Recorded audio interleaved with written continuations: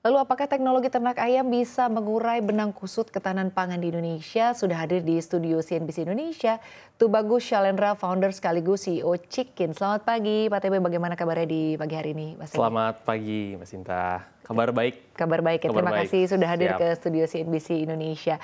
Mengamati transformasi digital, begitu ya, kita lihat begitu banyak sektor-sektor yang cukup berkembang karena peran teknologi. Kalau dari Chicken sendiri begitu ya, bagaimana peran teknologi pintar dalam budidaya ternak ayam bila dibandingkan dengan metode konvensional? Apakah teknologi ini benar-benar berperan cukup signifikan untuk industri ternak ayam ini? Baik, sebelum kita berbicara terkait peran ya, kita harus tahu kalau sektor perunggasan itu menjadi sektor yang paling berkontribusi besar untuk konsumsi protein nasional.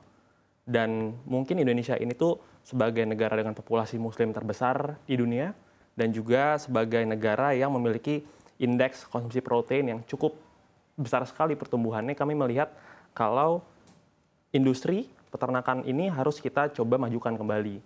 Dan kalau kita lihat dari data ya, itu kita masih kalah konsumsi protein per kapita kita dibandingkan dengan negara berkembang lainnya seperti mungkin Malaysia atau Thailand. Di Malaysia itu sudah 50 kilogram per kapita. Di Indonesia ini masih 7 kilogram per kapita karena indeks konsumsi protein ini masih dikonsumsi oleh kota-kota besar saja, Mbak Sinta. Jadi kalau ngelihat di daerah-daerah lain itu masih banyak lack of access ya atas orang-orang untuk mengkonsumsi protein gitu. Dan mungkin sudah mulai shifting ya, dulu orang Indonesia tuh masih mengkonsumsi tahu, tempe sebagai protein utamanya. Tapi seiring berjalannya waktu, peningkatan konsumsi indeks per kapita ini itu sudah bertumbuh. Dan consumption level serta purchasing power Indonesia itu sudah mulai meningkat. Sehingga sudah mulai shift nih, udah bukan makan tahu tempe lagi, menjadi ayam seperti itu. Nah, terkait efisiensi produksi sendiri, kami melihat kalau teknologi itu menjadi peran penting karena kami melihat bahwa banyak sekali ketidakefisiensian dari produksi peternakan seperti itu. Karena banyak sekali peternakan Indonesia yang masih fragmented, masih sangat smallholder dan tidak bisa memastikan akses produksinya yang baik sehingga ada ketidakseimbangan antara supply dan juga demand di Indonesia seperti itu.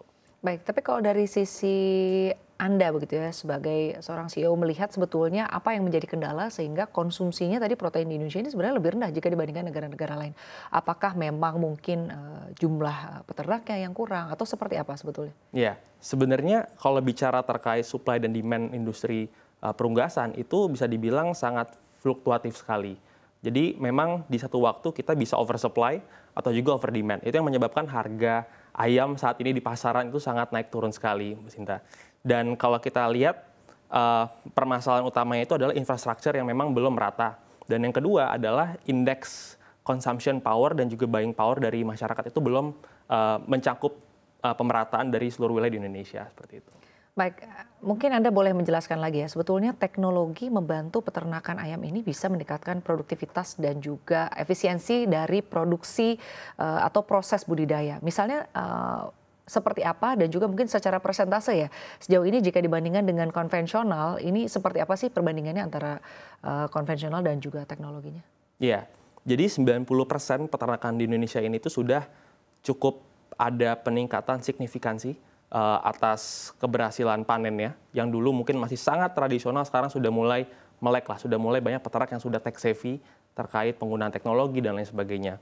Dan jika kita lihat ayam itu punya waktu panen yang sangat singkat, hanya 30 dan 40 hari saja untuk panen ayam. Jadi karena saking begitu cepatnya, kami melihat kalau banyak peternak ini tuh tidak punya akses pasar yang sustainable, sehingga banyak peternak akhirnya harus jual rugi. Karena ketika ayam itu akan mati ya, di umur 30-an hari, ya dia akan mau nggak mau jual di bawah harga pasar seperti itu. Dan selain market access, yang kedua ini adalah isu permodalan. Banyak peternak ayam saat ini dengan modal yang terbatas, sehingga mereka ini ketika membeli input produksi seperti pakan, DO chick-nya, atau mungkin vitaminnya, itu dengan modal yang sangat minim. Sehingga akhirnya dia tidak memiliki akses permodalan dan mendapatkan harga yang sangat relatif mahal seperti itu. Dan yang terakhir, akses performance yang sustainable gitu. Nah, kita ngelihat teknologi ini sebagai jembatan sehingga peternak ayam bisa mempunyai pendapatan yang lebih tinggi lagi dan juga mengurangi resiko-resiko seperti resiko kematian atau mungkin resiko ongkos pakan yang terbuang sia-sia. Nah, hal-hal seperti itu kita jaga sih dari akses produksinya, akses pasar hingga akses permodalannya. Baik, tadi kan menyampaikan bahwa teknologi ini memiliki peranan penting begitu ya untuk budidaya ternak ayam. Nah, sebetulnya teknologi seperti apa yang ditawarkan untuk bisa membuat mungkin cost lebih kecil lagi, lalu juga mungkin dari sisi produksi lebih efisien. Teknologi seperti apa? Ya, jadi sebenarnya teknologi yang kami berikan di sini itu adalah teknologi yang cukup dapat diterima oleh peternak ayam.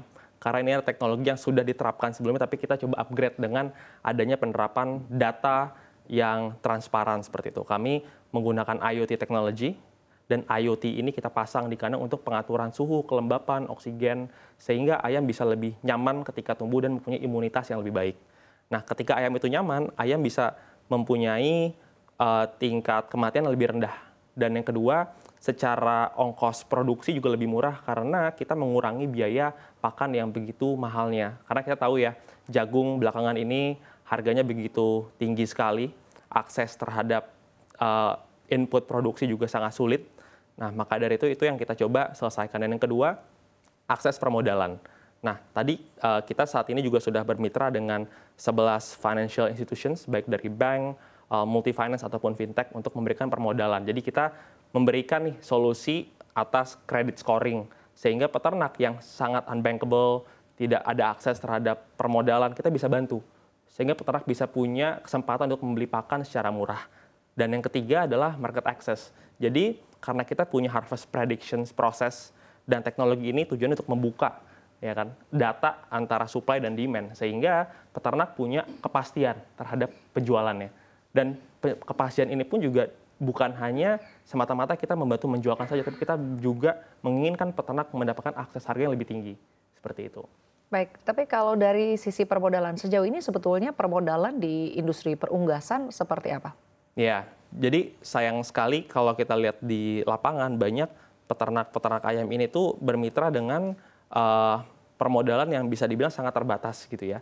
Mungkin ada off-taker lokal yang memang mempunyai akses modal yang terbatas sehingga akhirnya para peternak harus mendapatkan kredit line dari pabrik pakan seperti itu. Dan ketika mendapatkan kredit line dari pabrik pakan itu membuat harga pakan yang didapatkan jadi sangat mahal sekali gitu.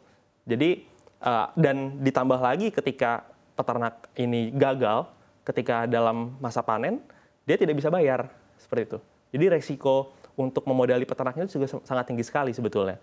Nah, maka dari itu kita coba mitigasi dengan kepastian keamanan performa peternakannya. Dan yang kedua, permodalan yang lebih inklusif dengan kredit scoring yang kita bangun seperti itu. Baik, artinya bukan hanya soal supply di musim-musim tertentu, tapi ternyata soal permodalan dan juga pendanaan ini juga menjadi salah satu masalah yang perlu diurai ya di industri perunggasan.